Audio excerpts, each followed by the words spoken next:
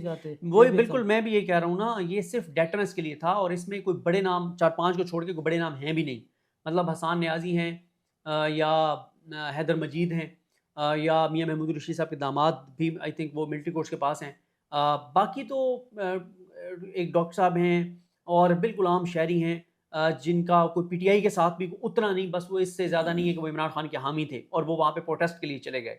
कोई वो उनमें से अक्सरियत तो, यानी अगर आप इनमें से देखेंगे ना, जो बहुत ज़्यादा ये जो मिलिट्री कोर्ट्स में गए, कोई 8 से 10 होंगे जो वाकई अंदर जाके और कहीं पे आपको तोड़ फोड़ करते हुए नज़र आ सकते हैं।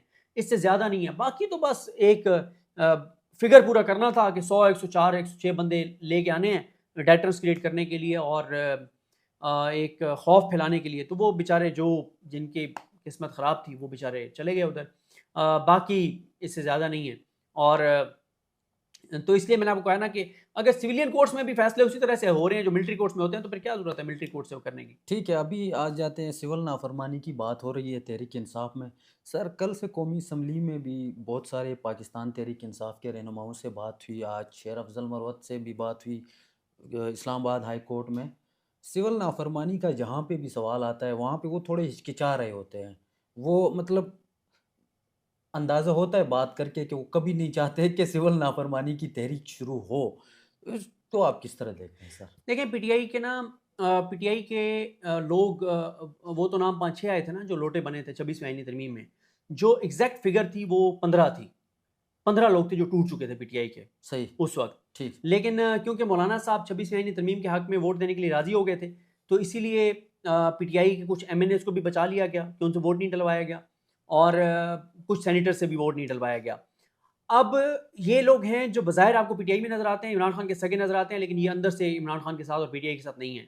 सही। इसीलिए ये हर उस जगह के ऊपर डेंट डालेंगे पीटीआई को जहां पे सबसे ज्यादा पीटीआई को आवाम में नुकसान होगा। मसलन जो जो इस वक्त पीटीआई के एमएनएस जो बात कर रहे हैं मुज़ाकरात की बहुत ज़्यादा, वो उनमें से दो मेन को छोड़ के, यानी ये तो हम नहीं कह सकते कि उमर अयूब साहब भी उनमें हैं जो टूट गए हैं, वो तो नहीं, ज़ाहिर है उमर अयूब साहब को पीटीआई में रखना ज़रूरी है। तो उमर अयूब साहब तो नहीं है, या एक आध और नहीं है। बाकी जो आपको बात करते हुए नजर आ रहे हैं ना, 5-6 लोग एमएनएस, 6-7 लोग जो बिल्कुल बिल्कुल लेटे हुए हैं, गिरे पड़े हैं मुज़ाकरात की बात के ऊपर। ओह अल्लाह का वास्ता हमसे मुज़ाकरात कर लो, हमें माफ़ कर दो, किसी तरह से बात कर लो, हम बात करने के लिए तैयार हैं। ये वो लोग हैं जो असल में टूट चुके हैं सही। पीटीआई से।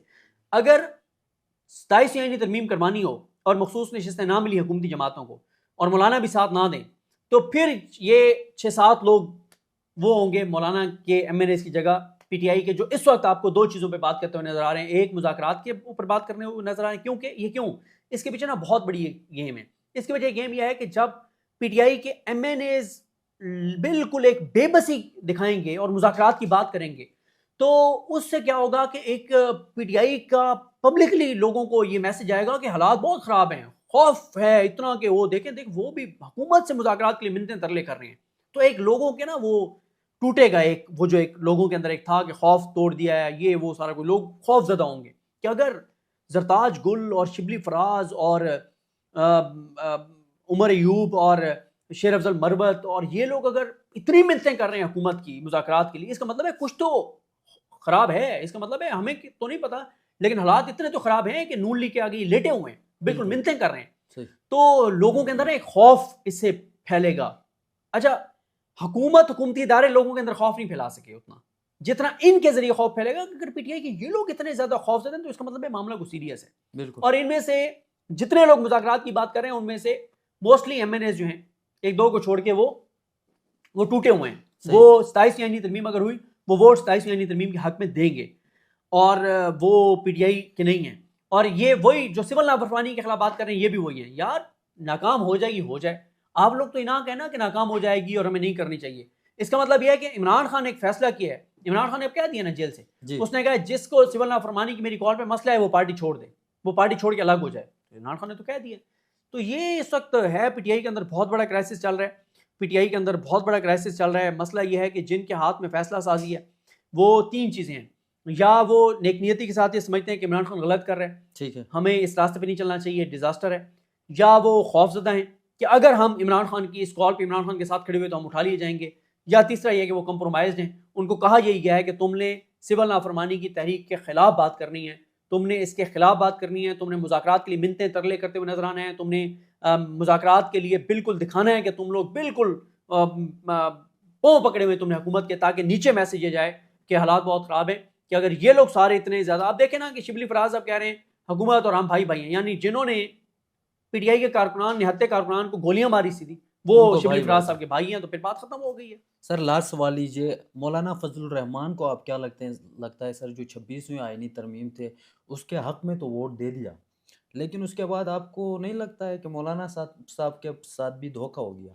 मौलाना के साथ कोई धोखा नहीं हुआ, ये सब चीज़ें तयशुदा थी। जी और मौलाना साहब जो है ना, ये सिर्फ अब मौलाना साहब चाह रहे हैं कि इनको कोई बड़े ओहदे जो हैं वो दिए जाएं। ठीक है। लेकिन मसला ये हो गया है कि ऑलरेडी 12-13 जमातें हुकूमत में हैं। अब सीटें ओहदे को उस तरह से बचे नहीं हैं जो मौलाना साहब को दिए जाएं, मेरी तो ये असेसमेंट सर है। ये मदारिस वाला मामला फिर क्यों मदारिस लटका वाला रहे कोई हैं? मामला नहीं है। मदारिस वाला मामला अगर था तो ये 2005-6 से अगर मामला चल रहा था, और तो मौलाना साहब जो है वो जो कानून साजी उन्होंने करवानी थी 2005-6 से वो हुकूमतों का हिस्सा हैं, और पीडीएम की हुकूमत का भी वो हिस्सा थे, और पीडीएम के तो वो सिपह सलार थे। ठीक। तो करवा लेते पीडीएम के दौर में। और अभी अगर उन्होंने 26वीं आईनी तरमीम पे 21-22 अक्टूबर को गजट नोटिफिकेशन हुआ है, तो वो अक्टूबर में खामोश रहे, नवंबर में खामोश रहे, दिसंबर में क्यों उनको याद आ गया? मेरा ये ख्याल है कि ये सब एक आंखों का दुख है। मौलाना साहब को अगर केपीके का गवर्नर दे दें और कोई और दो चार ओहदे दे दें तो मैनेज हो जाएगा। मदरसों का इसमें कोई मामला मुझे नजर नहीं आता। ठीक और है। अगर मदरसों का मामला है भी, तो मदरसों का क्या मसला है आपको? आप हों वजारत तालीम के साथ, आप एफिलिएशन करवाएं, आप उनके साथ मुंसलिक हों, आप उनके साथ इल्हाक करें, आप उधर रजिस्ट्रेशन करवाएं, आप कहें ना, आप कहें ऑनलाइन हम रिकॉर्ड देने के लिए तैयार हैं, कौन कौन से बच्चे हमारे पास पढ़ते हैं, आप देना रिकॉर्ड कहाँ कहाँ से आपको फंडिंग होती है, आप देना रिकॉर्ड के मदरसे के खर्चे क्या हैं, क्या उससे कोई लीडर पैसे तो नहीं कमा रहा, क्या किसी की गाड़ियाँ तो नहीं बन रही, किसी के घर तो नहीं बन रहे, क्या मसला है?